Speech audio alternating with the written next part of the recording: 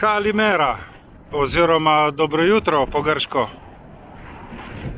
Jaz sem se odpravil na kolesarjenje, pri katerem bom prečkal cel otok Rodos od vzhodne strani na zahodno stran in nazaj.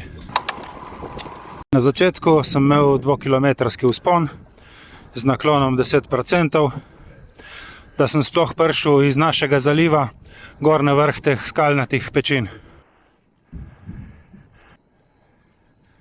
Zdaj imam za opraviti s 4 kilometri glavne ceste, potem pa zavijem levo čez otok. Sicer pa je danes na Rodosu 9. julij, že ob 5. zjutraj pa je bilo 27 stopinj Celzija. Najnižja temperatura na Rodosu v poletnem času.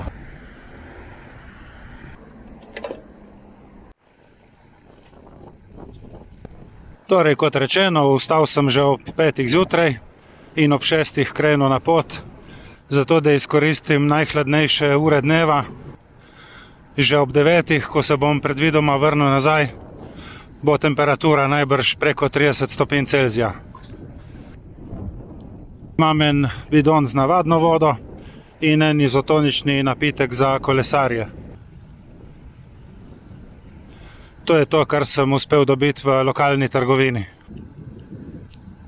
Jaz vozim najeto specialko, aluminijasti Genesis, Stiagra opremo. Najem za 3 dni me je stal 70 evrov.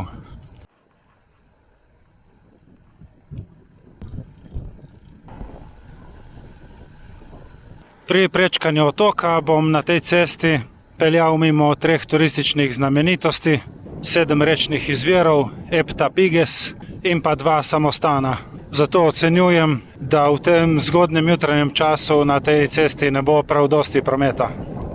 Pri prečkanju otoka bom dosegel najvišjo nadmorsko višino 285 metrov. Kljub temu se mi bo pa vse skupaj nabralo več kot 1000 višinskih metrov. Specialka teče v redu, vseeno jo pa vozim malo bolj previdno, ker imam na desni ročici sprednjo zavoro, na levi ročici pa zadnjo zavoro. Saj ne, da bi bila to prav velika težava, ampak stalno moram razmišljati o tem, da ne bi kje po nesreči poletel čez bilanco. Drugač pa, kakor vidimo, je Rodos precej poraščen, prevladujejo iglavci, oljke in pa oleandri, ki dajo ob cesti tisti poseben lep belo-roza pečat. Med glavnimi produkti na Rodosu so oljke in olivno olje, pa tudi med. Ogromno je čebel in čebeljih panjev, različnih cvetov, kjer se čebele pasejo. Med je odličen, sem ga že preveril. Danes pred vožnjo sem imel za zajtrk maslo z medom. Med je zelo dobro živilo za kolesarje, odličen vir ogljikovih hidratov in sladkorjev, ki se enakomerno sproščajo v telo in preprečujejo muskelfiber. Zaradi zgodnje jutranje ure imam na poti kar precej sence, moje divje kolesarjenje pa spremlja oglušujoče vreščanje škržatov.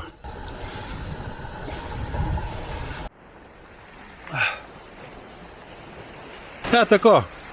Jaz sem v kraju Soroni, na zahodni strani otoka, 33 km in pol vožnje. Zdaj se bom lepo odpravil nazaj in zaključil današnjo furo.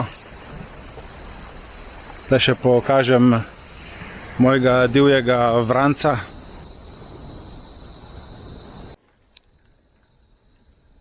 Kalimera. Bakali, nero? Ne. Eno lepo. Hristo. Hristo. Ja, kakor ste lahko videli, sem malo potreniral svoje znanje grščine. Kalimera je dobro jutro, nero je voda, ampak najbolj pomembna fraza, ki pa pride v poštev popoldan, je pa ena potiri levko krasi, en kozarec belega vina. Čin, čin.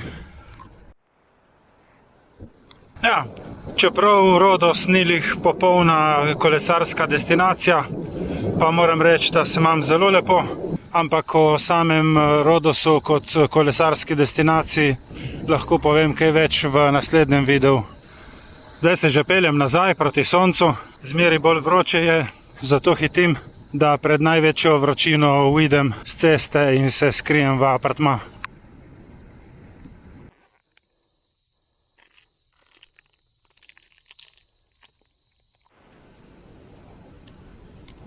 Prvo gospo ob cesti sem vprašal, če je Nero ok, in je rekla, ne, v grščini pomeni ja.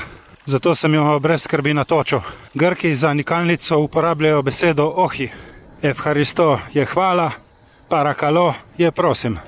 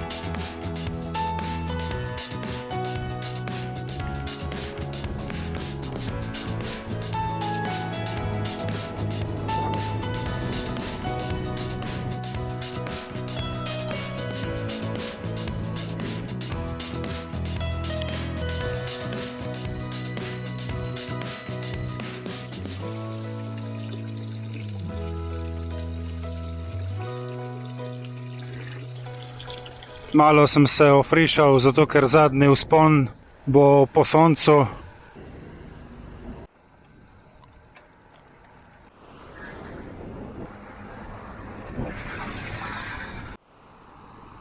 Ja, ta zadnji vzpon se je kar vlekel, tudi kakšne 2 kilometra na žgočem soncu. Ampak nekako sem ga odpedaliral, tako kot še vsega do zdaj. To tukaj spodaj je pa že zaliv Stegna, kjer smo nastanjeni v apartmajih. Še 2 km spusta in približno 1 km po ravnini in bom v apartmaju. Če želite, da naredim še kakšen video iz Rodosa, naprimer o Rodosu kot kolesarski destinaciji, stisnite kakšen like oziroma mi dajte to na nek način vedeti. Zdaj je ura že 9, zunaj je pa 30 stopinj Celzija, tako da je skrajni čas, da zaključim s tem kolesarjenjem. Tako, pa sem spodaj, približno 70 km v dobrih 3 urah. Hvala za pozornost in se vidimo prihodnjič. Super.